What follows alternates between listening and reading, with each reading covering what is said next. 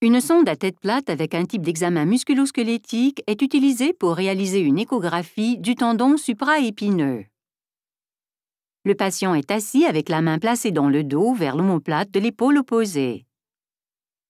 Le médecin échographe est positionné devant le patient, la sonde placée sur la zone latérale de l'épaule avec le marqueur d'orientation à 10 heures.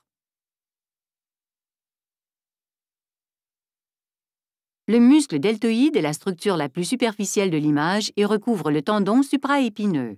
La bourse sous-acromio-deltoïdienne apparaît comme une fine ligne hypoéchogène sombre entre le muscle deltoïde et le tendon supraépineux. La tête humérale hyperéchogène claire est visible en profondeur près du tendon. La sonde est lentement déplacée latéralement pour évaluer l'intégrité des fibres. La sonde est ensuite lentement déplacée sur le plan médian jusqu'à ce que le processus coracoïde hyperéchogène soit visible. Le tendon du biceps apparaîtra sur une moitié de l'écran comme une structure circulaire hyperéchogène avec le tendon sous-scapulaire sur la droite et le tendon supraépineux sur la gauche de l'image. La sonde est ensuite tournée dans le sens horaire avec le marqueur d'orientation dirigé à 2 heures. Le muscle deltoïde est la structure la plus superficielle de l'image échographique.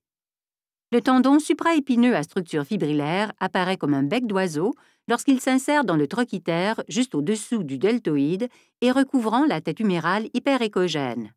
Le tendon doit être suivi à partir de son insertion proximale de manière antéromédiale jusqu'à sa jonction musculo-tendineuse latéralement pour évaluer le tendon dans son ensemble. Il est ensuite demandé au patient de diriger ses mains vers les poches arrière opposées, paumes vers l'extérieur pour achever l'évaluation du tendon supraépineux. Le muscle deltoïde est la structure la plus superficielle.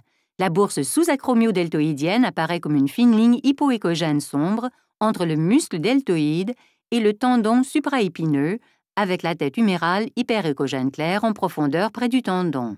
La sonde est lentement déplacée latéralement pour évaluer l'intégrité des fibres. La sonde est ensuite lentement déplacée sur le plan médian jusqu'à ce que le processus coracoïde hyperéchogène clair soit visible. Le tendon du biceps apparaîtra sur une moitié de l'écran comme une structure circulaire hyperéchogène claire, avec le tendon sous-scapulaire sur la droite et le tendon supraépineux sur la gauche de l'image pour achever l'évaluation.